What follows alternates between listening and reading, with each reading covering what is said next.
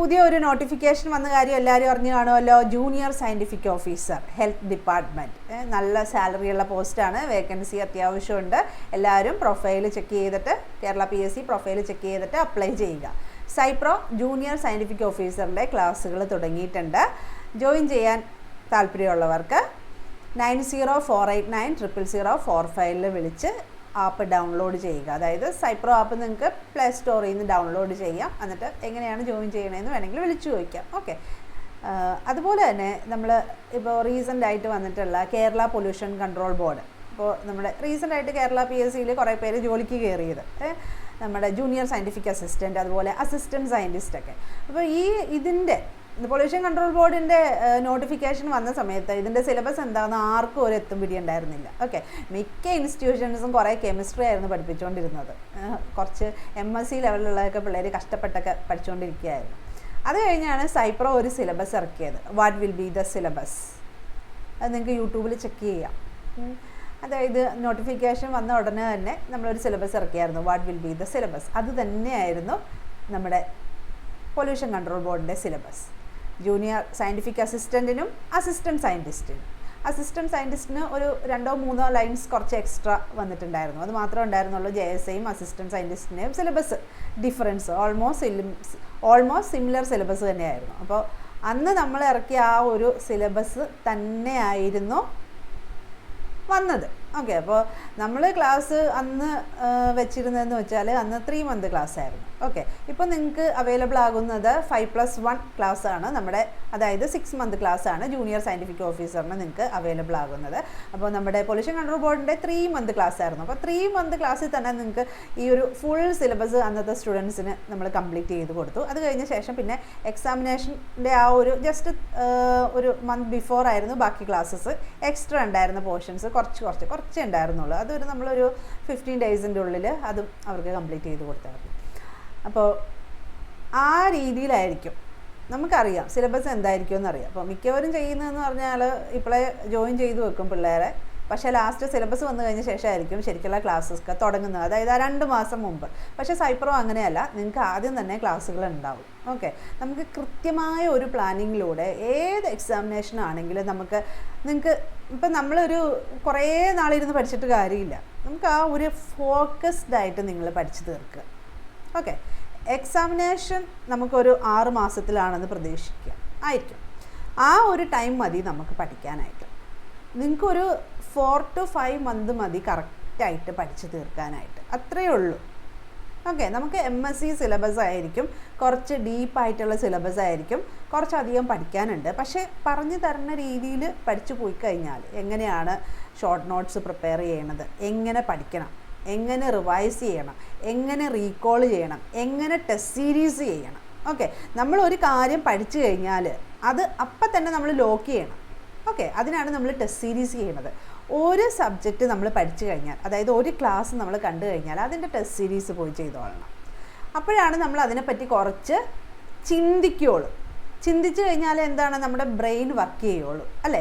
അല്ലെങ്കിൽ സാധാരണ എല്ലാ എക്സാമിനേഷനും പിള്ളേർ എന്താ ചെയ്യുന്നത്, പഠിച്ചു പോവുക, സിലബസ് ഫുള്ള് പഠിച്ചു പോവുക, പഠിച്ച് അവസാനം ആകുമ്പോൾ വല്ല ടെസ്റ്റ് സീരീസോ അല്ലേ എക്സാമോ എന്തെങ്കിലുമൊക്കെ ചെയ്യുന്നുള്ളൂ. അങ്ങനെയല്ല, നമ്മൾ ഓരോ എക്സാമിനേഷനും ആ ഒരു രീതിയിൽ. നമ്മുടെ ഒരു ഫേമസ് ന്യൂറോ സയൻറ്റിസ്റ്റ് ഉണ്ട്, ആരാണ്? Andrew Huberman. ഓക്കെ. നിങ്ങൾ പോഡ്കാസ്റ്റ് കാണാറുണ്ടോ? അപ്പോൾ നമ്മൾ ഫോളോ ചെയ്യുന്ന അതേ ഇത് തന്നെയാണ് പുള്ളിയുടെ റീസെൻ്റ് ആയിട്ടുള്ളൊരു വീഡിയോയിൽ പറഞ്ഞത്. അതായത് നമ്മൾ നേരത്തെ തൊട്ടേ ആ ഒരു മെത്തേഡായിരുന്നു. അതായത് ടെസ്റ്റ് സീരീസിന് ഇമ്പോർട്ടൻസ് കൊടുത്തിട്ട് നിങ്ങൾക്ക് എക്സാം നടത്തുന്നത്, കറക്റ്റായിട്ട് എക്സാം നടത്തി എന്നാൽ മാത്രമേ നമ്മുടെ ബ്രെയിൻ ചിന്തിച്ച്. അപ്പോൾ അതേ ആ വീഡിയോ വന്നപ്പോഴത്തേക്കും അതിലും അങ്ങനെ തന്നെയായിരുന്നു അവർ പറഞ്ഞത്. അവരുടെ റീസെൻ്റ് ആയിട്ട് ഉള്ള റിസർച്ച് പേപ്പർ പബ്ലിക്കേഷൻ, അതായത് എക്സ്പെരിമെൻറ്റ് കണ്ടക്ട് ചെയ്തതിൽ ഏത് ഗ്രൂപ്പ് സ്റ്റുഡൻസ് ആണ് നന്നായിട്ട് പെർഫോം ചെയ്യുന്നത്. അപ്പോൾ ഇങ്ങനെ മാക്സിമം ടെസ്റ്റ് സീരീസ് അറ്റൻഡ് ചെയ്യുന്ന സ്റ്റുഡൻസ് പഠിക്കുക. അത് കഴിഞ്ഞ് ടെസ്റ്റ് സീരീസ് ഉടനെ നമ്മൾ ബ്ലോക്ക് ചെയ്യുകയാണ് നമ്മുടെ പഠിച്ച കാര്യം. അതിന് നമ്മൾ ടെസ്റ്റ് സീരീസ് വേണം. ഓക്കെ. നമ്മൾ ചുമ്മാ ഒരു റീഡിങ് ക്ലാസ് അല്ല, നന്നായിട്ട് ഡീപ്പായിട്ട് പഠിക്കുക. ടെസ്റ്റ് സീരീസ് 1, 2, 3, 4 അല്ലേ, ഇങ്ങനെ ഓരോ സബ്ജക്റ്റിൻ്റെ തന്നെ നമ്മൾ പല രീതിയിലുള്ള എക്സാം, അതായത് easy mode, medium, difficult level അല്ലേ. നമ്മളൊരു എക്സാം വരുമ്പോഴത്തേക്കും കുറേ ക്വസ്റ്റ്യൻസ് ഈസി ആയിരിക്കും, കുറച്ച് ക്വസ്റ്റ്യൻസ് മീഡിയം ഉണ്ടാവും, അതിനേക്കാളും കുറച്ച് ക്വസ്റ്റ്യൻസ് ഡീപ്പായിട്ടുള്ള ക്വസ്റ്റ്യൻസ് ഉണ്ടാവും. ഇതിൻ്റെ വേരിയേഷൻ പല രീതിയിലായിരിക്കും ഓരോ ഡിപ്പാർട്ട്മെൻറ്റൊക്കെ അനുസരിച്ച്. ഓക്കെ, അപ്പോൾ ആ രീതിയിൽ നമ്മൾ പ്രാക്ടീസ് ചെയ്യണം. നമുക്ക് മിക്കപ്പോഴും നമ്മൾ പഠിച്ചിട്ടുണ്ടാവും, നന്നായിട്ട് പഠിക്കുന്നവരായിരിക്കും, പക്ഷേ എക്സാം ഹോളിൽ ചെന്നായിരിക്കും നമ്മൾ ചിന്തിക്കുന്നത് ഇതിൻ്റെ ആൻസർ എന്തായിരിക്കും. ആ സമയത്ത് നെഗറ്റീവ് മാർക്ക് വരും. മിക്ക കുട്ടികൾക്കും ഈ സിലബസ് പഠിക്കും അല്ലേ, കംപ്ലീറ്റ് ചെയ്യണം എന്നുള്ളൊരു ആഗ്രഹം മാത്രമേ ഉണ്ടാവുള്ളൂ. പക്ഷേ നമ്മൾ എങ്ങനെ എക്സാമിനേഷൻ എഴുതി നോക്കണം, നമ്മൾ മാക്സിമം എക്സാമിനേഷൻ എഴുതി അങ്ങനെയാണ് നമ്മൾ ഓരോ കാര്യം നന്നായിട്ട് ക്ലിയറായിട്ട് നമ്മുടെ ബ്രെയിനിനെ നന്നായിട്ട് ക്ലിയറായിട്ട് മനസ്സിലാക്കിക്കുന്നത്. പഠിക്കുക, എക്സാമിനേഷൻ എഴുതുക, അതുപോലെ തന്നെ റീകോൾ ചെയ്യുക. ഇതാണ് നമ്മൾ കറക്റ്റായിട്ട് പഠിക്കാനുള്ള ഒരു മെത്തേഡ്. അപ്പോൾ സൈപ്രോ ഓരോ സ്റ്റുഡൻസിനും എല്ലാവരുടെയും കേപ്പബിലിറ്റീസ് വ്യത്യാസമായിരിക്കും. ഇപ്പോൾ എല്ലാവർക്കും ഫസ്റ്റ് റാങ്ക് നേടാൻ പറ്റുമോ? ഇല്ല അല്ലേ. നിങ്ങൾ ജോയിൻ ചെയ്യുമോ, ഫസ്റ്റ് റാങ്ക് വാങ്ങുമോ? അങ്ങനെയാണോ? അല്ല. നമുക്ക് പല കാറ്റഗറി സ്റ്റുഡൻസ് ഉണ്ടാവും. ഇപ്പോൾ നമ്മളൊരു ഗവൺമെൻറ് ജോബിന് നോക്കുന്ന ആൾക്കാരെല്ലാവരും ക്ലാസ്സിൽ ടോപ്പായി പഠിച്ച ആൾക്കാരല്ല. നമുക്ക് 50%, 55%, എത്ര ശതമാനം മേടിച്ച കുട്ടികൾക്കാണെങ്കിലും നിങ്ങൾക്കൊരു ഗവൺമെൻറ് ജോലിക്ക് പഠിക്കണം എന്നുള്ളൊരു ആഗ്രഹം ഉണ്ടല്ലോ, അത് മതി പഠിച്ച് ജോലി നേടാനായിട്ട്. അല്ലാതെ നിങ്ങൾ റാങ്ക് നേടിയ കുട്ടികളായിരിക്കണം അങ്ങനെയൊന്നുമില്ല. ഓക്കെ, നമ്മൾ കറക്റ്റായിട്ട് നിങ്ങളെ മുമ്പോട്ട് കൊണ്ടുപോകാനുള്ള മെത്തേഡ് നമുക്കറിയാം. ഓരോരുത്തർക്കും ഇൻഡിവിജ്വൽ അറ്റൻഷൻ ആയിരിക്കും. എല്ലാവർക്കും കൂടി ഒരേ രീതിയിലുള്ള കാര്യമല്ല. അതായത് നമുക്ക് ഓരോരുത്തർക്കും വ്യത്യാസമായിരിക്കും. നിങ്ങൾക്ക് ഓരോരുത്തർക്കും എത്ര അവർ പഠിക്കണം എന്നുള്ള കാര്യം വ്യത്യാസമായിരിക്കും. അതായത് നിങ്ങൾക്ക് അവൈലബിൾ ടൈം, കുറേ പേര് വർക്കിംഗ് ആയിരിക്കും, കുറേ പേര് വീട്ടിൽ വെറുതെ ഇരിക്കുന്നവരാണെങ്കിൽ ഇഷ്ടംപോലെ അവരുടേതായ റെസ്പോൺസിബിലിറ്റീസ് ഉണ്ടാകും. കുട്ടികളെ നോക്കുന്ന, പാരൻസിൻ്റെ കാര്യങ്ങൾ നോക്കുന്ന, അങ്ങനെയൊക്കെ ഉണ്ടാവും. അപ്പോൾ ഓരോരുത്തർക്കും പഠിക്കാനുള്ള സമയം വ്യത്യാസമായിരിക്കും. ഓരോരുത്തരുടെയും സബ്ജക്റ്റ് നോളേജ് വ്യത്യാസമായിരിക്കും അല്ലേ. പല പല സബ്ജക്റ്റ് ഉണ്ടല്ലോ. അപ്പോൾ ആ രീതിയിൽ പിന്നെ ഒത്തിരി ചിലപ്പോൾ കരിയർ ഗ്യാപ്പ് ഉള്ളവരായിരിക്കും. ഈ ഒരു കാര്യമായിട്ട് അല്ല നമ്മുടെ ഈ ഒരു സബ്ജക്റ്റായിട്ടുള്ള ടച്ച് വിട്ടുപോയവരായിരിക്കും. അപ്പോൾ അങ്ങനെയുള്ളവർക്കൊക്കെ എന്താണ്, നമുക്ക് പഠിക്കാനുള്ളൊരു ആഗ്രഹം മാത്രം മതി. ആഗ്രഹം ഉണ്ടായാൽ നമുക്ക് സമയം കണ്ടെത്താൻ പറ്റും. അത് കഴിഞ്ഞാൽ നമുക്ക് നന്നായിട്ട് പഠിക്കാം. പിന്നെ നമ്മൾ ക്ലാസ് നല്ല ഡീപ്പായിട്ടുള്ള ക്ലാസ്സസ് ആയിരിക്കും. ക്ലാസ് പഠിക്കുക, ടെസ്റ്റ് സീരീസ് ചെയ്യുക. ഓക്കെ, അത് കഴിഞ്ഞ ശേഷം പിന്നീട് നമുക്ക് പല പല രീതിയിലുള്ള ടെസ്റ്റ് സീരീസൊക്കെ വരും. അപ്പോൾ ആ രീതിയിൽ അത് നിങ്ങൾക്ക് പറഞ്ഞു തരുമോ എങ്ങനെയൊക്കെയാണ് ചെയ്യേണ്ടത്. ഓക്കെ, ആ രീതിയിൽ വേണം നമ്മൾ ചെയ്ത് പോകാൻ. മനസ്സിലാവുണ്ടോ? എന്നാൽ മാത്രമേ നമുക്ക് ഒരു ഈ കോമ്പറ്റീറ്റീവ് ലെവലിൽ ഫസ്റ്റ് ആകാൻ പറ്റുള്ളൂ. ഓക്കെ, ചിലപ്പോൾ ഫസ്റ്റ് കിട്ടുന്ന കുട്ടികൾ അങ്ങനെ നമുക്കറിയാം, ചിലപ്പോൾ റാങ്ക് കിട്ടുന്ന ആൾക്കാർ അല്ലെങ്കിൽ ഒത്തിരി പഠിക്കുന്ന ആൾക്കാരായിരിക്കില്ല ചിലപ്പോൾ ഫസ്റ്റ് കയറി വരുന്നത്. ഒരു ലിസ്റ്റിൽ ചിലപ്പോൾ ലാസ്റ്റ് കിടക്കുന്ന ആൾക്കാർ ചിലപ്പോൾ പഠിക്കാത്ത കുട്ടികളും ആയിരിക്കില്ല. അവർ നന്നായിട്ട് പഠിക്കുന്നവരൊക്കെ തന്നെ ആയിരിക്കും അല്ലേ, വാരി വലിച്ച് പഠിക്കുന്നവരായിരിക്കും താഴെ പോകുന്നത്. അത്ര മാത്രമേ ഉള്ളൂ വ്യത്യാസം. മനസ്സിലായോ? സിലബസ് കംപ്ലീറ്റ് തീർത്തു, ഫുള്ള് പഠിച്ചു, ആ ഒരു സമാധാനം കിട്ടും. പക്ഷേ എക്സാം ഹോളിൽ ചെല്ലുമ്പോഴത്തേക്ക് മാക്സിമം നെഗറ്റീവ് മാർക്ക് കൊണ്ടെത്തിക്കും. കാരണം എന്താ, എല്ലാം പഠിച്ചിട്ടുണ്ടാവും, പക്ഷേ ഇത് ആണോ അതാണോ എന്നുള്ള കാര്യം പോലും വിട്ടുപോകും. അപ്പോൾ നമ്മൾ എങ്ങനെയാണ് പഠിക്കണമെന്നൊക്കെ ഉള്ളത് നിങ്ങൾക്ക് ക്ലാസ്സിൽ ജോയിൻ ചെയ്യുമ്പോൾ പറഞ്ഞു തരാം. നമുക്കപ്പോൾ സിലബസ് നോക്കാം. ഓക്കെ, അപ്ലൈ ചെയ്ത് തുടങ്ങിയോ? നമുക്കതിൻ്റെ പഴയ സിലബസ് നോക്കാം. പഴയ സിലബസ് ആയിരിക്കില്ല നിങ്ങൾക്ക്, ഇതൊരു 10 വർഷമോ അതിൽ കൂടുതലോ പഴകിയ സിലബസാണ്. ഓക്കെ, ഒത്തിരി പഴയതാണ്. നമുക്ക് പുതിയ സിലബസ് ആയിരിക്കും. ഒന്നാമത്തെ കാര്യം, നമുക്ക് MSc ലെവലിലുള്ള പോസ്റ്റാണ്, അതുകൊണ്ട് കുറച്ച് കൂടുതലായിരിക്കും സിലബസ് വരുന്നത്. ഓക്കെ, നമുക്ക് മൈക്രോബയോളജി ഉണ്ട്, ബയോകെമിസ്ട്രി ഉണ്ട്, പിന്നെ മെഡിക്കൽ ലബോറട്ടറി ടെക്നിക്സ്, പിന്നെ വേറെ കുറച്ച് എക്സ്ട്രാ എപ്പോഴും നമ്മുടെ കേരള PSC അല്ലേ ഒഴിച്ചുകൂടാത്ത കുറച്ച് ടോപ്പിക്സും കൂടെ ഉണ്ട്. സയൻസ് ബേസ്ഡ് എക്സാമിനേഷൻ അതും കൂടെ ഉണ്ടാവും. അപ്പോൾ നമുക്ക് പുതിയ സിലബസ് ഡിസ്കസ് ചെയ്യാം. അപ്പോൾ അതിനു മുമ്പ് പഴയ സിലബസ് എന്തായിരുന്നു എന്നൊന്ന് ചെക്ക് ചെയ്യാം. ഓക്കെ, ഇത് നേരത്തെ പണ്ട് നടന്ന എക്സാമിനേഷനാണ് കേട്ടോ. അപ്പോൾ പാർട്ട് 1 ബയോകെമിസ്ട്രി കാണാമല്ലോ അല്ലേ നിങ്ങൾക്ക്. Part 1 biochemistry, chemistry of molecule, simple syllabus ആയിരുന്നു നേരത്തെ. Carbohydrate, protein, lipids, nucleic acid, ഇതൊക്കെയും നമുക്ക് പുതിയ സിലബസിലുണ്ടാവും. പക്ഷേ എന്താ, കുറച്ച് ഡീറ്റെയിൽ ആയിട്ട് കുറച്ച് ഡീപ്പായിട്ടുണ്ടാവും. പിന്നെ physical chemistry, viscosity, surface tension, osmosis, ഇതൊക്കെ എല്ലാം നമ്മൾ കുറേ കാര്യങ്ങളൊക്കെ പഠിക്കണതിൻ്റെ ബേസിക്സ് ആണ്. അപ്പോൾ അതെല്ലാം നമുക്ക് ഉണ്ടാവും, പുതിയ സിലബസിലും ഉണ്ടാവും. ഓക്കെ, ഡയാലൈസിസ്, അതുപോലെ തന്നെ ഡിഫ്യൂഷൻ, അങ്ങനെയുള്ള കാര്യങ്ങളൊക്കെ ഉണ്ടാവും. പിന്നെ ബയോ മെംബ്രെയിൻസ്, നമ്മുടെ മെംബ്രെയിൻ സ്ട്രക്ചറും മെംബ്രെയിൻ ട്രാൻസ്പോർട്ടും അതിൻ്റെ സ്ട്രക്ചറും കാര്യങ്ങളൊക്കെ ഉണ്ടാവും, അതും പുതിയ സിലബസിലുണ്ടാവും. ഇതെന്ന് പറഞ്ഞാൽ ചെറിയ സിമ്പിളായിരുന്നു. നേരത്തെ ക്വസ്റ്റ്യൻ പേപ്പറൊക്കെ എന്ന് പറഞ്ഞാൽ വളരെ സിമ്പിളായിട്ടുള്ള ക്വസ്റ്റ്യൻസ് ആയിരുന്നു. നമുക്ക് MSc ലെവൽ ആയതുകൊണ്ട് കുറച്ച് അല്ലേ, കുറച്ചും കൂടി ഹയർ ലെവലിലെ ക്വസ്റ്റ്യൻസ് ആയിരിക്കും.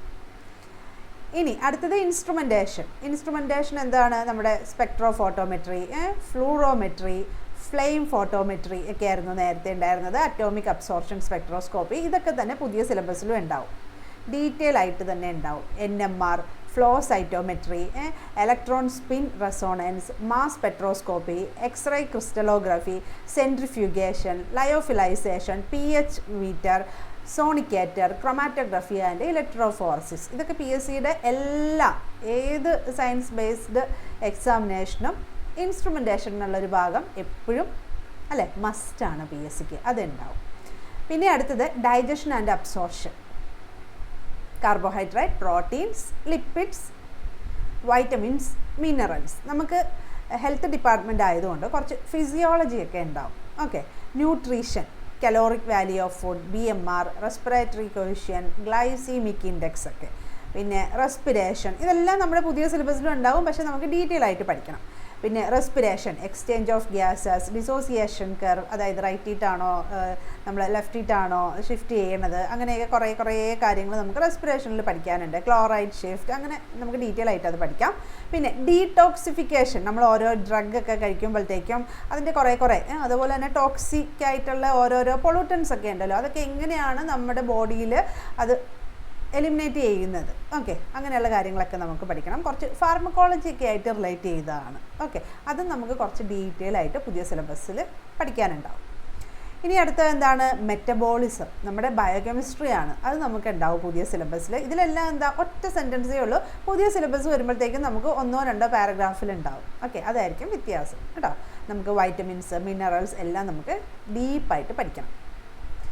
അടുത്തത് ഒരാളാണ് ഹോർമോൺസ് ഇമ്പോർട്ടൻ്റ് ആയിട്ടുള്ള ഒരു ഏരിയ ആണ്. നമുക്കത് ചിലപ്പോൾ പുതിയ സിലബസിൽ മോളിക്കുലർ എൻഡോക്രൈനോളജി എന്നൊക്കെ പറഞ്ഞിട്ട് കുറച്ച് ഒരു ഏരിയ ആയിട്ട് ചിലപ്പോൾ അല്ലെങ്കിൽ ഒരു മോഡ്യൂളായിട്ട് തന്നെ ഉണ്ടാകും. കാരണം നമുക്ക് ഈ ഒരു കാര്യം പഠിച്ചു കഴിഞ്ഞാൽ ക്ലിനിക്കൽ ബയോകെമിസ്ട്രിയിൽ അല്ലേ ഹോർമോൺ ചേഞ്ച് അത് എലവേറ്റഡ് ആകുന്നു, എപ്പോഴാണ്, എത്രയാണ് ലെവല്, നോർമൽ ലെവൽ എത്രയാണ്, ഓരോ ഡിസീസിലും എന്തൊക്കെയാണ് സംഭവിക്കുന്നത്, ആ കാര്യങ്ങളെല്ലാം നിങ്ങൾ പഠിക്കേണ്ടത് അത്യാവശ്യമാണ്. അപ്പോൾ ഹോർമോൺസ് നമ്മൾ ഫിസിയോളജിയിൽ അല്ലേ ഡീറ്റെയിൽ ആയിട്ട് ഡീപ്പായിട്ട് പഠിക്കണം. പുതിയ സിലബസിലും ഈ ഹോർമോൺസ് ഉണ്ടാവും.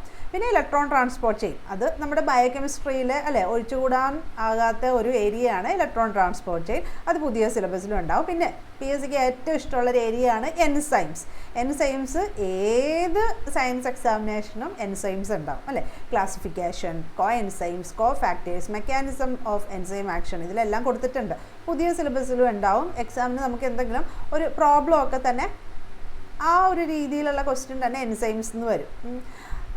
ഹെൽത്ത് ഡിപ്പാർട്ട്മെൻറ്റിൻ്റെയൊക്കെ ഇപ്പോൾ മെഡിക്കൽ എഡ്യൂക്കേഷൻ്റെ നേരത്തെ ഉണ്ടായിരുന്ന ക്വസ്റ്റ്യൻസ് എൻസൈംസിൻ്റെയൊക്കെ എൻസൈമോളജി എന്ന് പറഞ്ഞൊരു സെക്ഷൻ തന്നെ ഉണ്ടായിരുന്നു. അപ്പോൾ നമുക്കും എൻസൈമോളജിയിൽ നിന്ന് തന്നെ ഉള്ള ഒരു മോഡ്യൂൾ പ്രതീക്ഷിക്കാം. കുറച്ചധികം ക്വസ്റ്റ്യൻസും എൻസൈമോളജിയിൽ നിന്ന് നമുക്ക് പ്രതീക്ഷിക്കാം. പിന്നെ ഫങ്ഷൻ ടെസ്റ്റ്, ഇത് നമ്മുടെ MLT എന്നുള്ള പോർഷനിൽ പോകും അല്ലേ. നമ്മുടെ ലിവർ, റീനൽ, പാൻക്രിയാസ്, തൈറോയിഡ്, ഗ്യാസ്ട്രൈക്ക്, അങ്ങനെ ഇഷ്ടംപോലെ പല ഓരോരോ മാർക്കേഴ്സും കാര്യങ്ങളും ഇഷ്ടംപോലെ ടെസ്റ്റുകളൊക്കെ ഉണ്ട്. പിന്നെ ബഫർ സിസ്റ്റം, ഓക്കെ, അത് നമ്മുടെ ഫിസിയോളജിയിൽ വരുന്നതാണ്. ബഫർ സിസ്റ്റം പഠിക്കാനുണ്ടാവും, പുതിയ സിലബസിലും ഉണ്ടാവും. പിന്നെ ലാബായിട്ട് ബേസ് ചെയ്ത കുറേ കാര്യങ്ങൾ, നമ്മുടെ ലാബ് സേഫ്റ്റിയും കാര്യങ്ങളും ക്വാളിറ്റി കൺട്രോളും, അത് നമുക്ക് ഒരു മോഡ്യൂളായിട്ട് പുതിയ സിലബസിലുണ്ടാവും. ഗ്ലാസ് വെയേഴ്സും കാര്യങ്ങളൊക്കെ.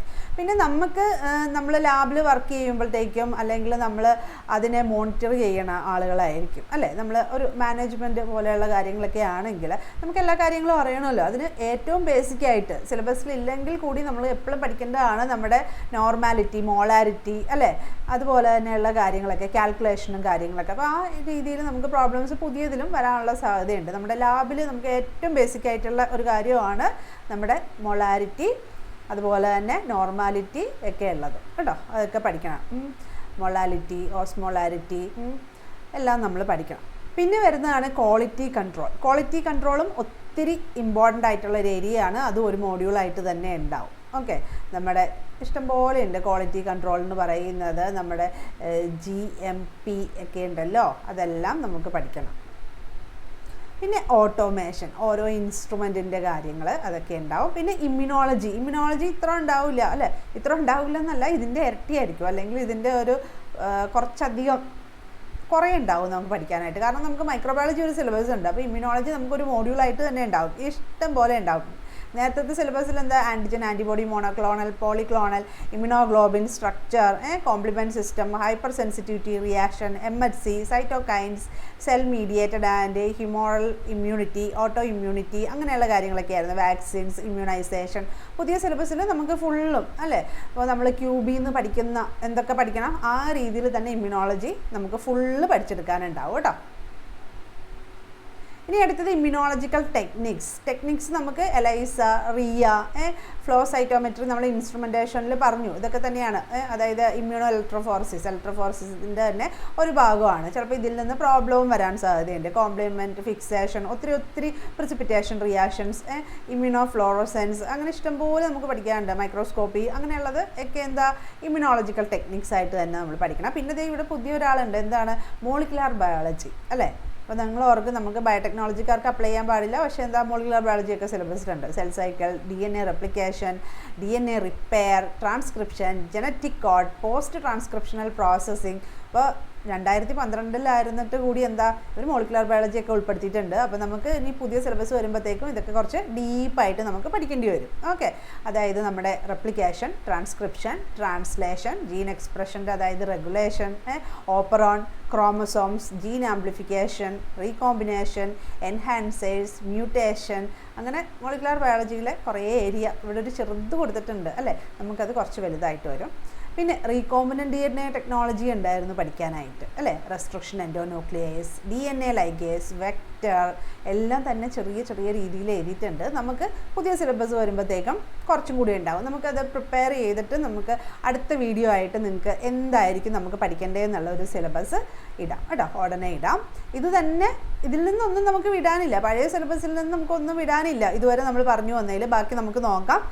പിന്നെ നമുക്ക് എക്സ്ട്രാ കുറേ പഠിക്കേണ്ടതുണ്ട്. ഓക്കെ, ഇവിടെ ഹൈബ്രിഡോമ ടെക്നോളജി, PCR, പിന്നെ നമ്മുടെ ഈ ഓരോരോ ഇപ്പം നമ്മൾ ഹെൽത്തായിട്ട് റിലേറ്റ് ചെയ്തിട്ടുള്ള ഓരോ ടെക്നിക്കൊക്കെ ഉണ്ടല്ലോ, പുതിയത് റീസെൻ്റ് ആയിട്ട് ഡെവലപ്പ് ചെയ്തിട്ടുള്ളത്, അങ്ങനെയുള്ള കാര്യങ്ങളൊക്കെ നമ്മൾ പഠിക്കണം. പിന്നെ ജനറൽ മൈക്രോബയോളജി, നമ്മുടെ ബേസിക് ആയിട്ടുള്ള സ്റ്റെറിലൈസേഷൻ, നമ്മുടെ സ്ട്രക്ചർ കാര്യങ്ങൾ ഒക്കെ, ബാക്ടീരിയയുടെയും ഫംഗസും വൈറസും, ബാക്ടീരിയൽ മെറ്റബോളിസം, ഗ്രോത്ത് കർവ്, അതെല്ലാം കൂടി അവർ ഒറ്റ പാരഗ്രാഫിൽ എഴുതിയിട്ടുള്ളൂ. അപ്പം നമുക്കത് ഡീപ്പായിട്ട് പഠിക്കാനുണ്ടാവും.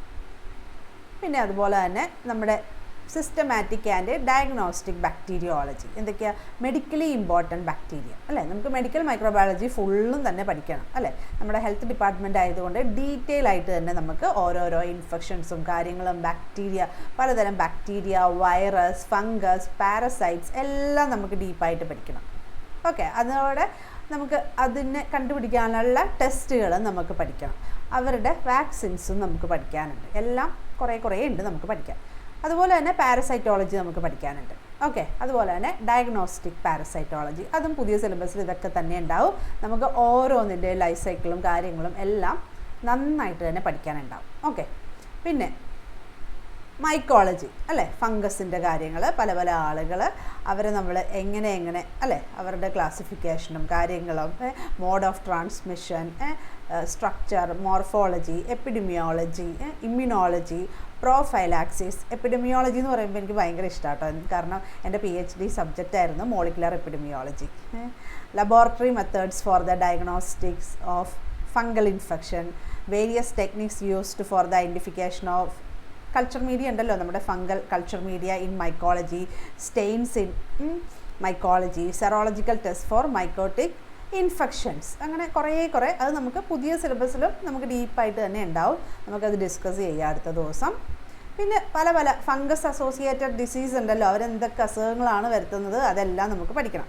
ഇനി അടുത്തത് നമ്മുടെ വൈറസ് അല്ലേ, മെഡിക്കൽ വൈറോളജി, വൈറസ്, അതിൻ്റെ സ്ട്രക്ചർ, ക്ലാസിഫിക്കേഷൻ, അവരുടെ എന്തൊക്കെ അസുഖങ്ങളാണ് നമുക്ക് വരുത്തുന്നത് അല്ലേ, അത് ഫുള്ള് നമുക്ക് പഠിക്കാനുണ്ട്.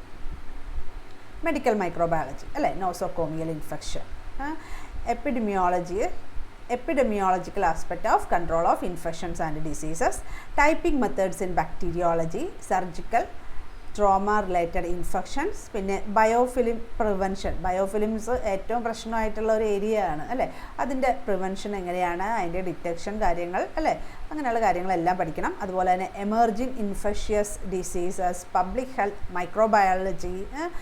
നമുക്ക് റീസെൻ്റായിട്ട് പ്രശ്നം ഏതാണ്, ആൻറ്റിബയോട്ടിക് റെസിസ്റ്റൻസ് ഒക്കെ വളരെ പ്രശ്നമുള്ളൊരു ഏരിയയൊക്കെയാണ്. ഓക്കെ, പിന്നെ microbiological analysis of water, air, milk, food, ഇതെല്ലാം അല്ലേ പണ്ടത്തെ ആണെങ്കിലും അവർ ഡീപ്പായിട്ട് തന്നെ ഇട്ടിട്ടുണ്ട്. ഓക്കെ, അങ്ങനെ പല കാര്യങ്ങളും നമുക്ക് പഠിക്കാനുണ്ടാവും. പുതിയ സിലബസിലും ഇതൊക്കെ തന്നെ ഉണ്ടാവും. എന്തൊക്കെയാണ്, genetically modified micro organisms, molecular diagnostic techniques relevant to medical microbiology, PCR, ഇതൊക്കെ നമ്മുടെ ടെക്നിക്സിൽ അല്ലേ വരുന്നതാണ്. പിന്നെ റീകോമ്പിനൻ്റ് DNA ടെക്നോളജി നമ്മൾ ഓൾറെഡി പറഞ്ഞു അല്ലേ.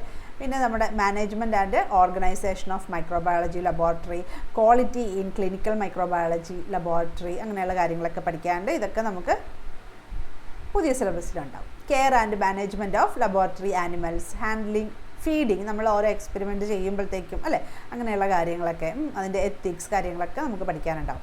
ഇനി അടുത്തത് പാത്തോളജി ആയിരുന്നു പണ്ടത്തെ സിലബസിൽ. നിങ്ങളിത് പുതിയ സിലബസാണെന്ന് വിചാരിക്കരുത് കേട്ടോ, പഴയ സിലബസാണ്. അപ്പോൾ പാത്തോളജിയിൽ നമുക്കറിയാമല്ലോ, ബ്ലഡും കാര്യങ്ങളും കോഗുലേഷൻ ഫാക്ടേഴ്സും ക്ലോട്ടിങ്ങും എല്ലാം നമുക്ക് പഠിക്കാനുണ്ട്. നമ്മൾ MLT വരുന്ന പോർഷനാണിത് പാത്തോളജി എന്ന് പറയുന്നത്. അപ്പോൾ നമ്മുടെ ഫിക്സേറ്റീവ്സ്, നമ്മുടെ സ്റ്റെയിനിങ്ങും കാര്യങ്ങളും ഹിസ്റ്റോളജി എല്ലാം ഉണ്ട്. ഓക്കെ, പിന്നെ നമ്മുടെ chromosome organisations and relative disease, karyotyping, bone marrow preparation, culture techniques of various cytogenic samples, banding techniques, sex chromatic determination ഒക്കെ ഉണ്ട്.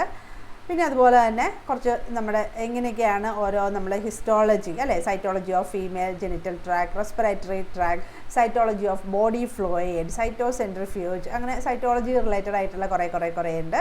പിന്നെ നമ്മുടെ ഓരോരോ blood group antigens, grouping techniques, screening of donors, disease transmitted through blood transmission, nucleic acid testing, അങ്ങനെയുള്ള കാര്യങ്ങളൊക്കെ നമുക്ക് പഠിക്കാനുണ്ട്.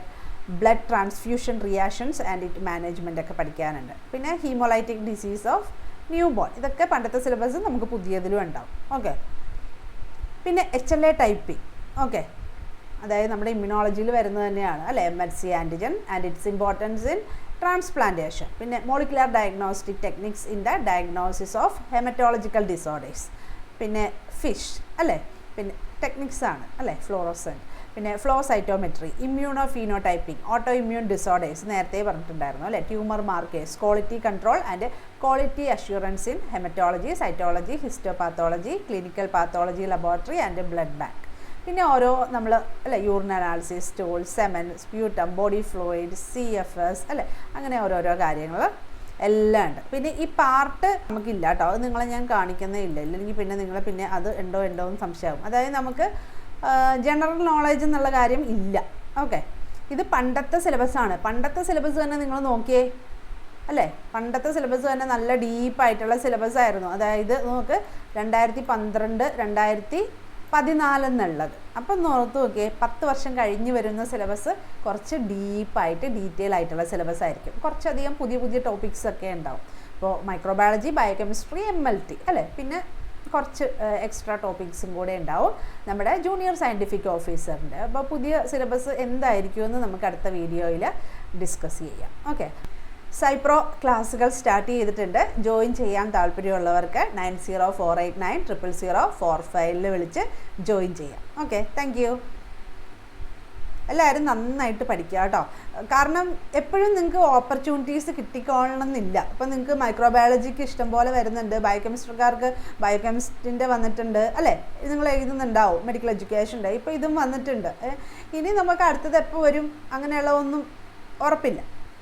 MLTക്കാർക്കും എഴുതാം. MLTക്കാർക്കും വലിയ രീതിയിലുള്ളൊരു പോസ്റ്റ് വന്നത് ഇത് ആദ്യമായിട്ടായിരിക്കും, MSc MLT. നേരത്തെ എപ്പോഴും അവർക്ക് എന്താണ് ലാബ് ടെക്നീഷ്യൻ അല്ലെങ്കിൽ ലാബ് അസിസ്റ്റൻറ്റ്, ഒരു +2 ലെവലിലായിരിക്കും എപ്പോഴും MLT വിളിച്ചുകൊണ്ടിരിക്കുന്നത്. അപ്പോൾ ആ രീതിയിൽ അല്ലേ ഡിപ്ലോമ ആ ഒരു ലെവലിലുള്ള എപ്പോഴും ആയിരിക്കുമല്ലോ എക്സാം വന്നുകൊണ്ടിരിക്കുന്നത് നിങ്ങൾക്ക്. അപ്പോൾ MSc ലെവലിലുള്ള വന്നേക്കുന്നത് ആദ്യമായിട്ടാണ്. അപ്പോൾ MLTക്കാരും നന്നായിട്ട് പഠിക്കുക, കിട്ടിയ അവസരം നിങ്ങൾ പാഴാക്കരുത്. ഓക്കെ, ഇനി അടുത്തത് എപ്പോഴാണ് വരണേന്നൊന്നും നമുക്കറിയില്ല അല്ലേ. അപ്പോൾ നിങ്ങൾ ഒത്തിരി ഭാഗ്യം ചെയ്തവരാണ്, കാരണം മൈക്രോബയോളജിക്കാർക്കും അല്ലേ, മൈക്രോബയോളജിക്കാരും ബയോകെമിസ്ട്രിക്കാരും ഒത്തിരി ഭാഗ്യം ചെയ്തവരാണെന്ന് പറയണേ. കാരണം ബാക്കി കുറേ ആളുകളെ ഇപ്പോൾ സുവോളജി ആണെങ്കിലും അധികം ഇല്ല അല്ലേ, കുറച്ച് വേക്കൻസിയൊക്കെ വരുന്നുള്ളൂ. ബോട്ടണിക്കാർക്കും ഇല്ല, ബയോടെക്നോളജിക്കാർക്കും ഇല്ല, പിന്നെ ഒന്നിനും പെടാതെ ഇഷ്ടംപോലെ ആൾക്കാർ മാറി നിൽക്കുന്ന ആൾക്കാരും ഉണ്ട് ലൈസൻസിലുള്ളത്. അവർക്കൊന്നും അപ്ലൈ ചെയ്യാനുള്ള അവസരങ്ങൾ കൂടിയില്ല. അപ്പോൾ അത് വെച്ച് നോക്കുമ്പോഴത്തേക്കും നിങ്ങൾ കിട്ടിയ അവസരം നന്നായിട്ട് പഠിക്കുക. നമുക്ക് പഠിച്ച് എങ്ങനെയെങ്കിലും ഒരു ജോലി നേടുക അല്ലേ. നിങ്ങളുടെ അവസരം അല്ലെങ്കിൽ നിങ്ങളുടെ ആഗ്രഹം എന്താണ്, റിസർച്ച് ആണെങ്കിൽ റിസർച്ച്, അല്ലെങ്കിൽ ഗവൺമെൻറ് ജോബ് ആണെങ്കിൽ ഗവൺമെൻറ് ജോബ്, അത് എങ്ങനെയെങ്കിലും നേടിയെടുക്കുക കേട്ടോ. Okay, thank you.